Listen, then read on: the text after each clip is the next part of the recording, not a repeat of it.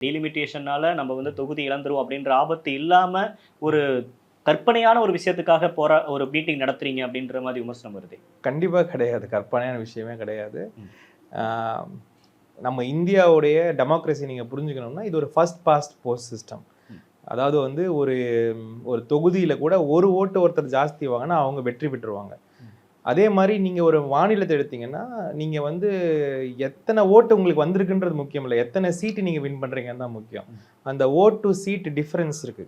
Conversion ஆகணும்.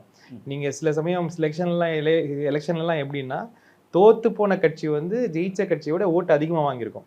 ம். So number of seats actually matter. It decides everything in our polity. அப்போ ஒரு மாநிலத்துடைய ஷேர் என்ன? நம்ம ஒரு ஃபெடரல் சிஸ்டம்ல இருக்கோம்.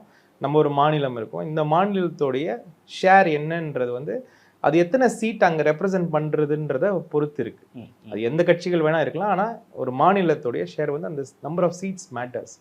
ஸோ நீங்க வந்து இன்னைக்கு நம்மளுடைய அரசியலமைப்பு சட்டத்துல பாப்புலேஷனுக்கு ஏதுவாக நம்ம சீட்டை மாற்றணுன்றது வந்து ஒரு ஜனநாயக முறையா அன்னைக்கு காலகட்டத்தில் சொல்லப்பட்டது. கண்டிப்பாக கூட. ஏன்னா இன்னைக்கு வந்து நீங்க ஒரு எம்பி நான் இருக்கேன், நான் ஒரு 10 லட்சம் பேரை நான் ரெப்ரசென்ட் பண்றேன்னா, இன்னொரு எம்பி 30 லட்சம் பேரை ரெப்ரசென்ட் பண்ணா எனக்கு அவருக்கு நிறைய வித்தியாசம் உண்டு. அப்படி இருக்கக்கூடாது. மக்களுக்கும் எளிதாக கிடைக்கக்கூடிய ஒரு ஜனப்பிரதிநிதி இருக்கணும். அதுதான் முறையும் கூட.